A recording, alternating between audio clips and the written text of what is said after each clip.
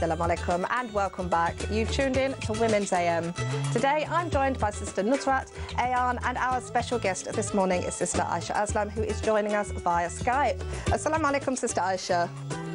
Wa alaikum salam wa rahmatullah. Jazakallah khair for joining us this morning and bringing all your expertise to this topic, inshallah. Sister, I understand you're the director of Sukoon Counselling as well as being a trained counsellor yourself. Yes, mashallah. So I was just interested to hear a little bit more about why you set up Sukoon Counselling. I set it up in 2006, and initially it was just myself, and I was just a mainstream therapist at that time. And what came to light is I was inundated with a lot of Muslim clients coming to me, and they actually wanted somebody that could understand their religion and their culture, and that's when I ended up setting up Sukoon Counselling Services and incorporating an Islamic counselling service as well. And I did the combination of the two, and this is what really helped the Muslim clients. Initially, they went to a lot of therapists and they were given un-Islamic contradictions, and it heightened their anxiety, didn't help them with their concerns. And this is when I realized that there's actually no Muslim professional counselling service available at that time.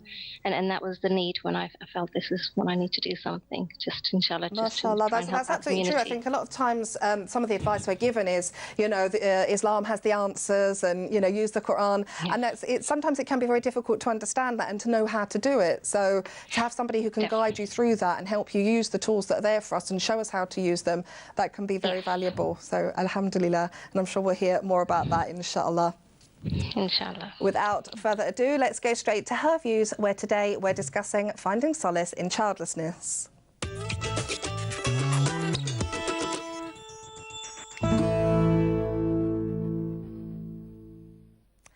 Have you spent many a night and day making dua for one specific thing? Crying your eyes dry in the darkness of the night, asking Allah to give you something? Many women do, and for what, you may ask? Asking and pleading Allah to make them a mother. Many women have been tested with childlessness, but how do we give solace to such a sister? And if we're in this situation, then how do we find solace when sometimes even the sight of a pregnant woman can be too much to bear?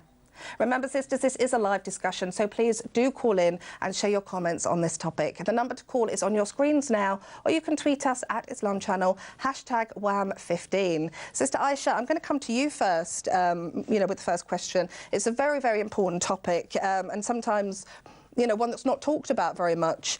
So can you tell us a little bit about the scale of this problem? I mean, how common is it?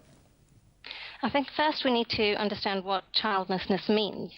There's two forms of childlessness. So there's one which is voluntary, and this is where a person chooses to not have children.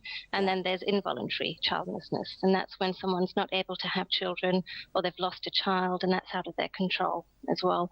And both forms of childlessness is common, and it is on the increase. And there's many reasons for this. So one is that people tend to marry later in life. People want to focus on their careers, get well-paid jobs. They want to get into the housing ladder. So they want to focus on being financially secure before deciding on having children.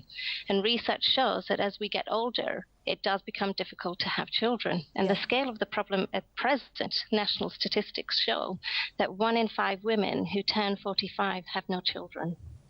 So it's quite a high scale. That is. It's certainly higher than you know, than I think a lot of us actually realise. And it's, you know, it is a very, very difficult test. And Sister Ayan, I think sometimes when, you know, people are going through this test, we're kind of often told, you know, be patient, be patient.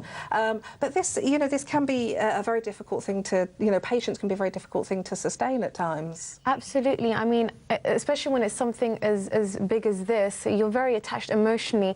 And I think as women, we tend to feel that our priority or our main role in life is to become mothers, and I think we tend to forget that actually our main priority and our main role is to worship Allah in whatever form that is.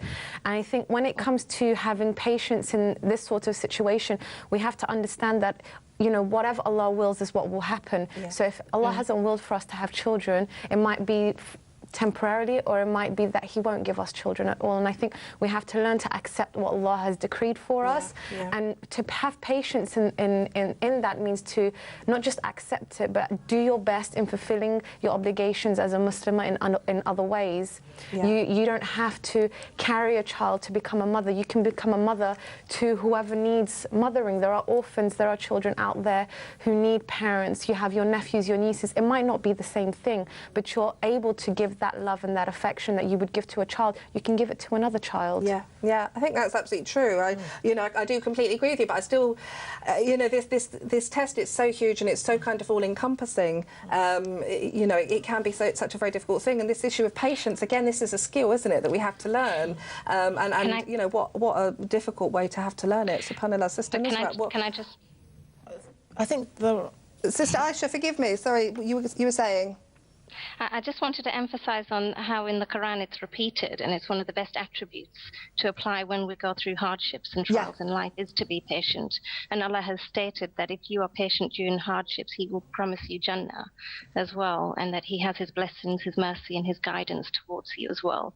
But like the sister said, it's not easy to be patient in a general, everyday sort of situation, but it's really important that we change our mindset as well, so we don't think negatively. So when we're going through hardships, we naturally think negatively. We can't think about the positive in the situation. And as Muslims, we always know that in every there's something situation. I think that's absolutely true. Sister Aisha's really raised a good a reminder there of one of the many, ayah from the Quran and Hadith that talk about patience and, what a virtue this really is. We find that even within Surah Baqarah, verse 286, we're told by Allah subhanahu wa ta'ala that He never places a burden more than we can bear.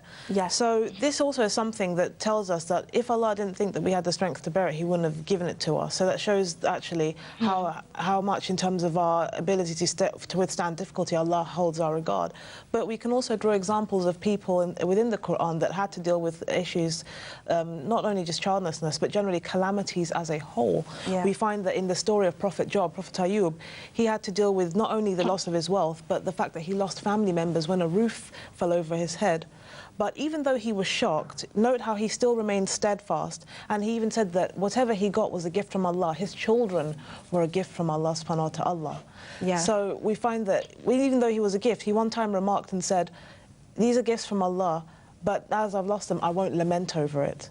So you see just how the steadfastness of how somebody's had to deal with something so close to them, and it was shocking because we should remember that the prophets are not, they were human, just like us. So we can draw strength from people like Prophet Ayub. We even draw strength from the power of dua. Dua is the weapon of a believer. And one of the many comforting things that we do have with dua is that our duas are answered in one of three ways. Either yes, we'll get it, or yes, but not right now, or Allah has a better plan for us. So we should always trust in Allah's all-knowing attribute and His all-powerful attribute, because it's ultimately Allah who can give us what we have and take that away, or plan for something better. So trusting in the attributes and reflecting on Allah's attributes does help. I think that's a really good reminder, this idea of this, this trust in Allah subhanahu wa ta'ala, and this trust in, His plan being the best possible plan for us. But it's, this is a real test sometimes. Sister Aisha, can you hear me? Yes, I can. Alhamdulillah. Sister Aisha, Jazakallah for that reminder of the ayah about patience and how this is such a virtue. And I think, Alhamdulillah, Allah subhanahu wa ta'ala, as well as instructing us to do something, we're given so many examples of, prophets from the past, Alhamdulillah, which show us, how to exercise this virtue of patience. Can you give us any more examples of these and how they kind of demonstrate this? Well, we are aware of the Prophet Zachariah, who wanted to have children, and it was very many years later that he was blessed and granted a child. And if we look at today's society, as you know, we want to have children. Some people are blessed with children, some people are not blessed with children. Again, I think it's really important that we turn to Allah and we ask and make dua to Him, that we are patient. And like the sister said, there's 3 different forms of when our duas are answered. We can still keep trying. There's no harm in trying to want to have a child. But equally, Just to give you a case, I know of people who didn't have children, they made dua, and 3 years later, another case, 7 years later, they were blessed with children. So it's the concept of knowing that Allah is the one who gives when it's the right time for that person. So sometimes we may think that it's the best time for us to have it right now, but Allah is the best of planners, and He knows I think that's a really good point that you've made. But sometimes, obviously, it never happens for sisters, isn't it? And then, you know, they have to deal with the fact that this is never going to happen for them. How would you advise a sister in that situation? So first and foremost, it's about acceptance. So it's about accepting the fact that this may be something that may not happen in this life, and it's about looking at what are the options that are available in these sorts of situations. Initially, it's about recognizing it's a grieving process, so it is a form of loss, and that they're going through various forms of different emotions, and every person that goes through a bereavement process deals with it very differently. There is still that concept of you can still keep trying. So there's consultants that say to many people, you can't have children. And subhanAllah, there's many cases where I know of people who have been blessed with children. So it's whatever Allah wills. It's important to seek support and keep talking about your issues, get counselling. There are alternatives like adoption, fostering, IVF treatment. And as we know in Islam, there's so much reward in looking after an orphan. Absolutely. Jazakallah khair, sister. There's so much reward in you know, kind of looking after children and nurturing children, particularly those who may not have that kind of love available to them. This is such an important topic, and the sisters on the panel have raised so many good points. But we do need to go for a quick break now. But before that, here is a reminder of this week's competition. This week on Women's